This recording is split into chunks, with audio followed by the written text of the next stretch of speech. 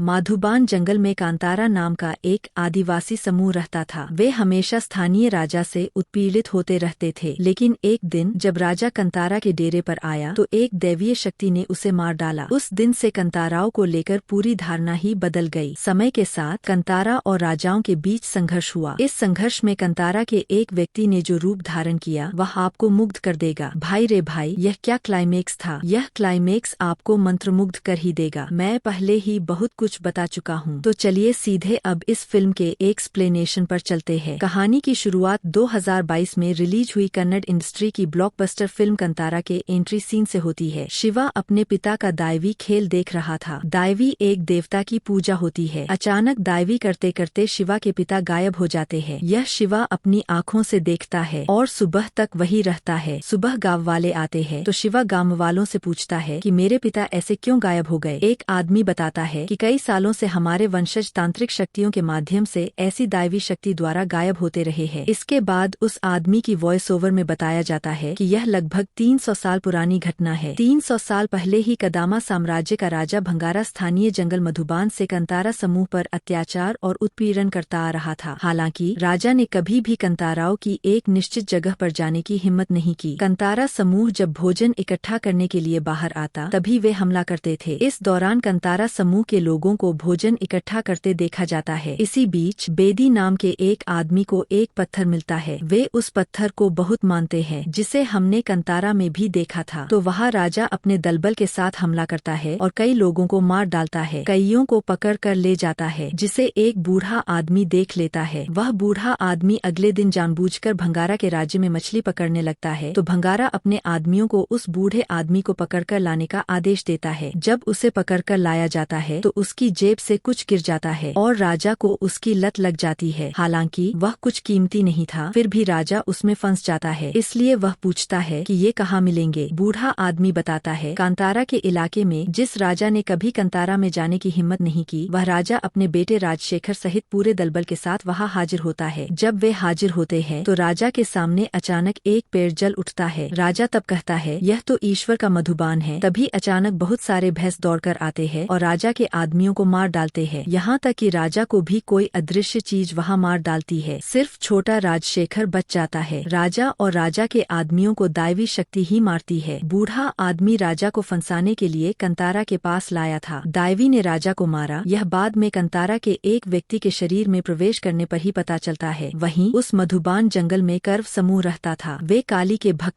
थे और black magic भी करते थे। इस कर्व समूह को राजशेखर मिलता है। वे ही छोटे राजशेखर को राज दरबार में लाते हैं। राजशेखर अब राज्य की जिम्मेदारी लेता है। राजशेखर बड़ा होता है, लेकिन कंतारा को लेकर उसका डर नहीं जाता। उसी समय कंतारा में कहीं कोई एक बच्चा छोड़ जाता है। वह बच्चा कहाँ से आया कोई नहीं जानता, इसलिए एक आदमी उस बच्चे को लेता है और उसका नाम बर में रखता है। दूसरी तरफ राजशेखर का एक बेटा कुलशेखर तो था ही। इस बार जब बेटी पैदा होती है तो देखा जाता है कि वह लड़की काफी असामान्य है। हाथ पैर में उसके कोई शक्ति नहीं है। राजशेखर अपनी जान बचाने के लिए हमेशा करवों को देखता आ रहा था। इस बार भी बेटी को ठीक करने के लिए राजशेखर उसे करवों के हाथों सौंप देता है। कर्व अपनी तांत्रिक शक्ति के माध्यम से राजशेखर की बेटी कनकावती को ठीक कर देते हैं। इस दौरान पता चलता है कि कंतारा अपने भोजन को 3 हिस्सों में बांटते हैं। एक हिस्सा वे खाते हैं, एक हिस्सा पत्थर के पास रखाते हैं और दूसरा हिस्सा घने जंगल में, क्योंकि वे मानते हैं कि जंगल में एक राक्षस रहता है। इसके बाद दृश्य राज दरबार का आता है। कुलशेखर भी तब बड़ा हो चुका होता है, इसलिए राजशेखर वंश परंपरा के अनुसार अपने बेटे कुलशेखर को राजा बनाता है। कुलशेखर को इतनी जल्दी राजा बना देने पर राजशेखर से कोई पूछता है कि क्या यह सही था। राजशेखर बताता है कि उसने कुछ गलत नहीं किया। दूसरी तरफ कुलशेखर अपने एक दोस्त को ही मंत्री बनाता है। वह मंत्री अब कुलशेखर से कहता है इतने दिन आपके पिता ने आपको कंतारा जाने नहीं दिया, अब चलो। कुलशेखर इसके लिए राजी हो जाता है। अगले दिन बहुत सारे सैनिकों के साथ कुलशेखर कंताराओं के जंगल में घुस जाता है। फिर शिकार करना शुरू करता है। वे शिकार तो करते हैं, लेकिन जब शिकार लेने जाते हैं तो देखते हैं कि वह वहाँ नहीं है। ऐसा 2 बार होने पर कुलशेखर डर के मारे भाग जाता है। जंगल के अंदर कुलशेखर के कई सैनिक फंस जाते हैं। बर्मे के नेतृत्व में कंतारा समूह सबको मार डालता है। वे सिर्फ चेन्ना नाम के कुलशेखर के एक सैनिक को पकड़कर लाते हैं। जब उस चेन्ना को भी सब मारने लगते हैं तो चेन्ना खुद ही बेहोश हो जाता है, इसलिए कंतारा के लोग उसे छोड़ देते हैं। कंतारा का एक व्यक्ति सबको इकट्ठा करके तब कहता है कदामा साम्राज्य का राजा हमारी सीमा पार करके हमारे इलाके में घुस आया है, हमें सावधान रहना होगा, सब हथियार लेकर सोएंगे, हमने उनके सैनिकों को मारा है इसलिए वे भी हमें मारने आ सकते हैं। बर्मे यह सुनकर कहता है उनके आने से पहले हम उनके यहाँ जाएंगे। यह कहकर बर्मे वेना के पास आता है, पूछता है कि राजा भंगारा के महल तक चलकर जाने में कितना समय लगेगा। भंगारा राजा कहता है क्योंकि वे कुलशेखर के दादा भंगारा को ही जानते हैं जो कंतारा आकर मारा गया था। जो भी हो, चेन्ना बताता है कि 1 दिन लगेगा। बर्मे कहता है तो तैयार हो जाओ। चेन्ना यह सुनकर कहता है वहाँ जाने पर तो आपको पहचान लेंगे। बर्मे बताता है वह उसके साथ सैनिकों के वेश में जाएगा। बर्मे सहित कंतारा के कुछ लोग मरे हुए सैनिकों के कपड़े पहनकर चेन्ना को लेकर राजा के महल की ओर जाने लगते हैं। उधर राजसभा में राजशेखर सहित सब मौजूद होकर राजा कुलशेखर का इंतजार कर रहे होते हैं, लेकिन कुलशेखर तो शराब पीकर लटपटा रहा होता है। नशे की हालत में ही कुलशेखर सभा में हाजिर होता है। इससे उसके पिता राजशेखर को शर्मिंदगी महसूस होती है। इसी बीच बर्मे सैनिक बनकर चेन्ना को लेकर राजमहल में घुस जाता है। चेन्ना अंदर घुसने के बाद गाड़ी देखकर कहता है कि आज राजकुमारी कनकावती दिखाई दी है। उधर राजमहल में घुसने पर बर्मे देखता है कि प्रजा पर अत्याचार किया जा रहा है। उसी समय कनकावती राजमहल में मंदिर के काम का उद्घाटन करने आती है तो मंदिर का काम करने वाला हथौड़ा एक मधुमक्खी के छत्ते पर जा गिरता है। इससे मधुमक्खियां चारों ओर भागने लगती है तो सब काम छोड़कर इधर उधर भागते हैं। राजकुमारी कनकावती को मानो कोई पहचानता ही नहीं है, लेकिन बर्मे की नजर शुरू से ही कनकावती पर थी, इसलिए वह एक चादर से रानी को ढक देता है। साथ ही वह भी उस चादर के अंदर घुस जाता है। चादर के अंदर फिर एक मधुमक्खी उड़कर कनकावती के मुंह पर पड़ती है तो बर्मे उसे भगा देता है। तभी एक सुंदर मोमेंट बनता है। मधुमक्खी का किस्सा खत्म होने पर बर्मे अपने लोगों को लेकर एक गांव में आता है, जहां वह राजा के सैनिकों के लिए बनाई गई ढाल तलवारें देखता है। उस गांव में पहले से ही सैनिकों का एक दल था। बर्मे अपने दल के साथ वहां घुसता है तो दूसरे सैनिक समझ जाते हैं कि उन्होंने छद्मवेश धारण किया है, इसलिए वे हमला करते हैं। बर्मे और उसका दल भी पलटकर जवाब देता है। चेन्ना मानो वहां एक बार फिर फंस जाता है। बर्मे और उसका दल सैनिकों को मारकर पस कर देता है तो और सैनिक आ जाते हैं। बर्मे तब सैनिकों को लेकर एक रथगाड़ी पर चढ़कर हमला करता है। उसी रथगाड़ी में कहीं चेन्ना छिपा हुआ था। वह एक बार फिर फंस गया। बर्मे उस रथ से सबको मार रहा होता है तो दूर से सब कनकावती देखती है। रथ पहाड़ की ढलान की ओर बढ़ने लगता है तो कनकावती अपने सैनिकों को रथ को रोकने का हुक्म देती है। सब मिलकर तब रथ को रोकते हैं। पहाड़ से नीचे गिरने से बर्मे बच जाता है। कनकावती तब बर्मे से कहती है क्या फायदा हुआ, आखिर में तो मेरे सैनिकों ने ही बचाया। कनकावती उन्हें बंदी बनाकर राजसभा में ले आती है। वहाँ कुलशेखर बर्मे से पूछता है तुम कौन हो। बर्मे बताता है कांतारा, कुलशेखर, राजशेखर, कनकावती और राजसभा के सब लोग तब हैरान हो जाते हैं। बर्मे समेत सबको जेलखाने में बंद कर दिया जाता है। फिर कुलशेखर अपने आदमियों को लेकर सबको बहुत मारता है, लेकिन किसी को कुछ नहीं होता। कुलशेखर बर्मे को मारकर कहता है तुमने मेरे दादा को फंसाकर मारा था, आज तुम्हारी खैर नहीं और तुम्हारे जंगल में असल में कोई अलौकिक शक्ति नहीं है। बर्मे तब कहता है कायरों की तरह भाग क्यों गए थे, रहते तो देख लेते। यह सुनकर कुलशेखर तलवार से जैसे ही बर्मे को मारने वाला होता है तभी वहाँ राजशेखर हाजिर होता है। वह अपने बेटे को रोकता है। फिर बर्मे से पूछता है यहाँ कैसे आए। बर्मे बताता है जगह तो कोई दुनिया से बाहर नहीं है। छिपकर देख रहा चेन्ना मानो चैन की सांस लेता है क्योंकि उसका नाम नहीं बताया गया था। राजशेखर फिर पूछता है कि यहाँ क्यों आए थे। बर्मे बताता है अगर हमारे इलाके में कोई घुसेगा तो हम भी उसके इलाके में घुसेंगे। बर्मे की इस बात से राजशेखर समझ जाता है कि यह उसके बेटे ने किया है, इसलिए बेटे की तरफ देखता है तो कुलशेखर कहता है ज्यादा अंदर नहीं गया था। राजशेखर फिर बर्मे से कहता है मौत हो सकती थी, यह जानकर भी यहाँ आने से डर नहीं लगा। बर्मे तब जंजीरें तोड़कर कहता है अगर यहाँ आने से मौत का डर होता तो ऐसे यहाँ नहीं रहता। उसी रात कंतारा की एक माँ बुरा सपना देखती है, इसलिए सब वापस आ जाए, इसके लिए वह बहुत पूजा अर्चना करती है। उस दिन खाने की मेज पर कुलशेखर गुस्सा दिखाता है। जहाँ सबको मार डालना चाहिए वहाँ कोई कुछ नहीं कर रहा है। कनकावती तब बताती है वे कंतारा के उच्च वर्ग के लोग लग रहे हैं, उनके साथ कुछ करना ठीक नहीं होगा। कुलशेखर यह सुनकर कहता है तो फिर यही कंताराओं को खत्म करने का सबसे अच्छा मौका है। पिता बताता है कि यह नहीं किया जा सकता, इसलिए कुलशेखर खाना न खाकर ही चला जाता है। अगले दिन राजमहल का एक्स्ट्रा भाव वाला आदमी कंताराओं को मारने आता है, लेकिन जैसे ही सुनता है कि वह कंताराओं को मारने आया है तभी वह दुम दबाकर भागने की राह ढूंढता है और किसी तरह वहाँ से भाग जाता है। दूसरा आदमी कंतारा की बात सुनकर जेलखाने में डर जाता है तो बर्मे कहता है डरने की कोई बात नहीं है, हम भी आप जैसे ही इंसान हैं। बंदी कारागार में कंतारा के लोग उस आदमी का नाम पूछते हैं तो वह खुद को शंकप्पा बताता है, साथ ही बताता है कि उसने ही यह कारागार बनाया है। अब तो वह खुद ही कारागार में बंद है, कारागार बनाया है। यह सुनकर सब शंकप्पा को प्रणाम करते हैं। उसी समय बर्मे खिड़की से